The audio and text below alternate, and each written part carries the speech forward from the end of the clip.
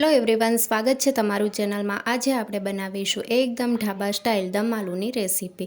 જો તમને મારી રેસીપી ગમતી હોય અને હજુ સુધીમાં ચેનલને સબસ્ક્રાઈબ ન કરી હોય તો સબસ્ક્રાઈબ કરવાનું ના ભૂલતા। દમ આલુ બનાવવા માટે આ રીતે નાની સાઇઝની બટેકી લઈ લીધી છે। જો તમારી પાસે નાની સાઇઝની બટેકી ન હોય તો તમે મોટા બટેકાને બે ભાગ કરીને પણ લઈ શકો છો। બટેકીને મેં અગાઉથી જ બાફી લીધી છે અને પ્રેશર કુકરમાં 2 વિસલ કરી લીધી છે।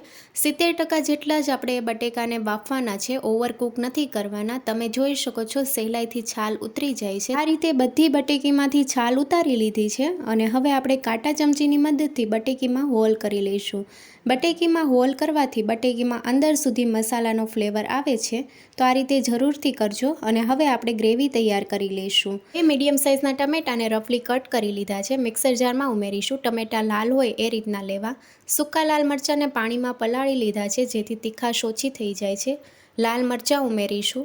8 થી 10 કાજુના ટુકડા ઉમેરીશું। મારે લસણ ઉમેરવું હોય તો તમે લસણ પણ ઉમેરી શકો છો, મેં નથી ઉમેર્યું। અને હવે 1/4 કપ જેટલું પાણી ઉમેરીને પ્યોરી તૈયાર કરી લઈશું। ટમેટા, મરચાં અને કાજુની પ્યોરી તૈયાર થઈ ગઈ છે। હવે આપણે એક વાટકામાં કાઢી લઈશું। તમે જોઈ શકો છો એકદમ સ્મૂથ પ્યોરી તૈયાર થઈ છે। બટેકીને ફ્રાય કરવા માટે કડાઈમાં 4 મોટી ચમચી જેટલું તેલ ઉમેર્યું છે। ઢાબા કે રેસ્ટોરન્ટમાં આ રીતે બટેકીને ફ્રાય કરીને ઉમેરે છે, તો બટેકીમાં હલકું કોટિંગ આવી જાય ત્યાં સુધી આપણે ફ્રાય કરી લઈશું। ગેસની ફ્લેમ મીડિયમ રાખીશું અને આ રીતે વચ્ચે વચ્ચે ચલાવતા રહેવાનું છે, તો સરસ એવું ક્રિસ્પી કોટિંગ આવી જાય ત્યાં સુધી થવા દઈશું। આ રીતે તમે જોઈ શકો છો ક્રિસ્પી કોટિંગ આવી ગયું છે। હવે એક પ્લેટમાં કાઢી લઈશું। બટેકીને સાઈડમાં મૂકી દઈશું અને હવે દમ આલુનો વઘાર કરવા માટે 2 ચમચી તેલ ઉમેરીશું, સાથે 2 ચમચી ઘી ઉમેરીશું। તમે ખાલી તેલમાં વઘાર કરી શકો છો અથવા ખાલી ઘી પણ ઉમેરી શકો છો। ગરમ થઈ ગયું છે, 1 ચમચી જીરું ઉમેરીશું। સૂકા મસાલામાં 1 તમાલપત્ર, 1 તજનો ટુકડો, 2 લવિંગ, સાથે 3 થી 4 મરી ઉમેરીશું અને સાતળી લઈશું। તો સૂકા મસાલાને તેલમાં સાતળવાથી સરસ એવો ફ્લેવર આવે છે। સાથે ચપટી હિંગ ઉમેરીશું। 2 મીડિયમ સાઇઝની ડુંગળીને ચોપરમાં ચોપ કરીને ઉમેરશું અને સાતળી લઈશું। ડુંગળીનો હલકો કલર ચેન્જ થાય ત્યાં સુધી થવા દઈશું। 1 થી 2 મિનિટમાં ડુંગળી સરસ એવી કૂક થઈ જશે। તો 2 મિનિટ જેવું થઈ ગયું છે અને ડુંગળીનો પહેલાં કરતાં કલર પણ ચેન્જ થઈ ગયો છે। સ્વાદ પ્રમાણે મીઠું ઉમેરશું। અડધી ચમચી હળદર પાવડર, 1 ચમચી કાશ્મીરી લાલ મરચું પાવડર અને 2 ચમચી દમ આલુ મસાલો ઉમેર્યો છે। તમે દમ આલુ મસાલાની જગ્યાએ ગરમ મસાલો પણ ઉમેરી શકો છો। મસાલાને 1 મિનિટ માટે સાતળી લઈશું। તો આ રીતે મસાલાને સાતળવાથી સરસ એવો ફ્લેવર દમ આલુમાં આવશે અને મસાલા સતળાઈ ગયા છે, તો હવે આપણે પ્યોરી ઉમેરવાની છે। તો ટમેટાં, મરચાં અને કાજુની જે પ્યોરી તૈયાર કરી છે તે ઉમેરશું અને મિક્સ કરી લઈશું। ગ્રેવીમાંથી તેલ છૂટું પડે ત્યાં સુધી થવા દઈશું। મીડિયમ ગેસની ફ્લેમ ઉપર આપણે વચ્ચે વચ્ચે આ રીતે ચલાવતા રહેવાનું છે અને થવા દઈશું। તો તમે જોઈ શકો છો આ રીતે તેલ ઉપર આવી ગયું છે। હવે આપણે ફ્રાય કરેલી બટેકી ઉમેરવાની છે અને મિક્સ કરી લઈશું।